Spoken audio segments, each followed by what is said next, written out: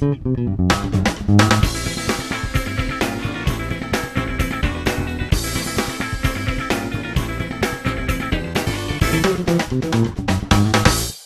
may just be me, but I couldn't get this video game to do anything! I swear!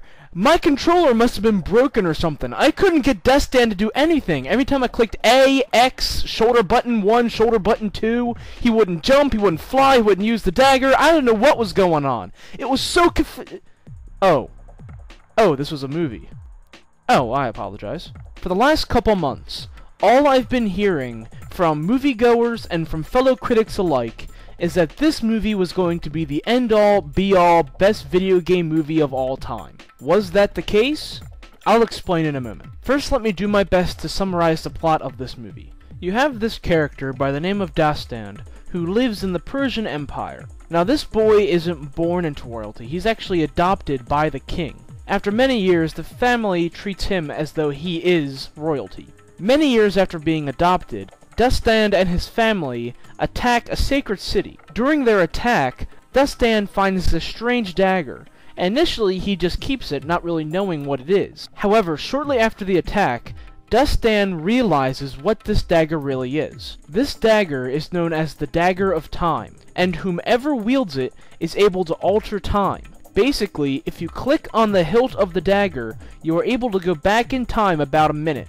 This proves very useful in battle, as Destan is able to correct his mistakes and go back and change them in pretty cool fashion. So what can be said about this movie? First, let me say that this movie very much was like a video game. It had some very good action scenes, it had some pretty decent dialogue, and it had some pretty good performances. You can really tell that Jake Gyllenhaal was doing his best with this part, and that he was putting forth 100% effort. He does a very good job in this movie, along with the rest of the cast, with the exception of the princess, who only seems to give exposition the entire movie, and the story is quite intriguing. However, all of these points I'm mentioning fall flat, because the movie lacks dramatic tension. Let me describe this as best as I can. If you have a dagger that can allow you to go back in time, only for a minute in time, you're able to correct all of your past mistakes. Let me give you a hypothetical situation. Let's say you and your buddy are walking down the street, and heaven forbid, someone runs around the corner and shoots him in the head. Well, obviously you don't want this to happen, but you have this magical dagger in your pocket. You pull it out, click the hilt, you can go back a minute in time, and you decide to walk down a different street. Problem averted. Problem solved. But where's the tension in that? You've just prevented your problem. There is nothing dramatic about it. The event never took place. This is the problem with this movie. At any moment, we know that our protagonists could go back in time and change their mistakes. If they're attacked by a demon, oh, click the hilt. We can go back in time. Oh, I'm stabbed in the chest. Oh, click the hilt. I can go back in time. Because of this, we know that when the protagonists are ever in possession of this dagger, mistakes don't matter. They are flawless. They could do whatever the hell they want, go back, change time for a minute, and everything's fine. And when it seems as though nothing bad can happen to the protagonists, there's no tension. There's no drama. There's no drive to this movie. And another thing is that it almost seems Jerry Bruckheimer is trying to make this his next Pirates of the Caribbean series. And I really mean that. A lot of the action scenes are very, very reminiscent of scenes you have seen from Pirates of the Caribbean. In fact, there is a character in this movie who is word for word, action for action, emotion for emotion, almost dead on like Captain Jack Sparrow from Pirates of the Caribbean.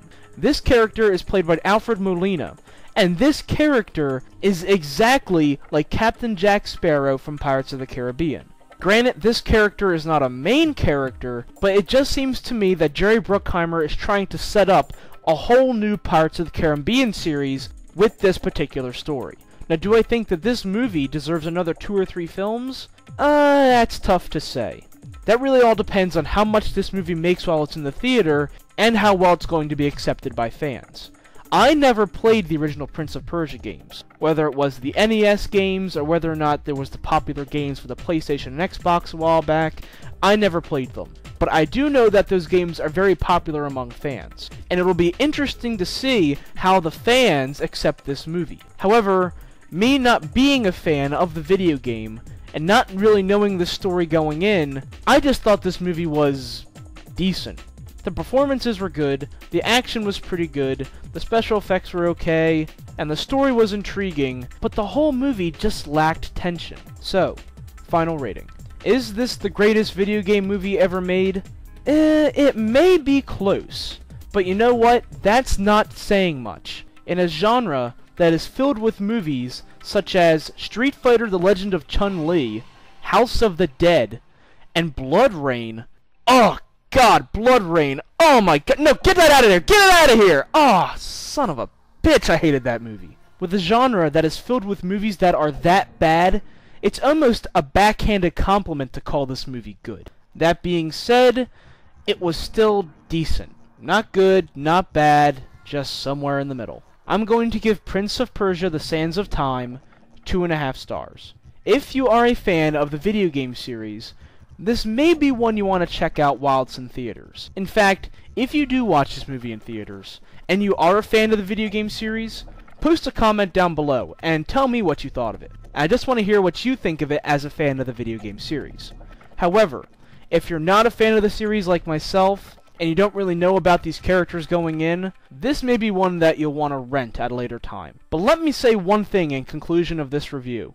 Would it really be too much to ask to have the Prince of Persia be Persian? Apparently the directors and producers of this movie thought that giving Jake Gyllenhaal facial hair and giving him a dark tan would convince moviegoers that he's Persian.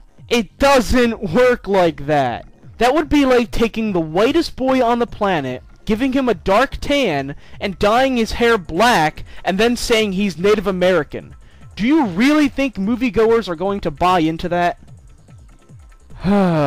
Apparently they will. So, take care.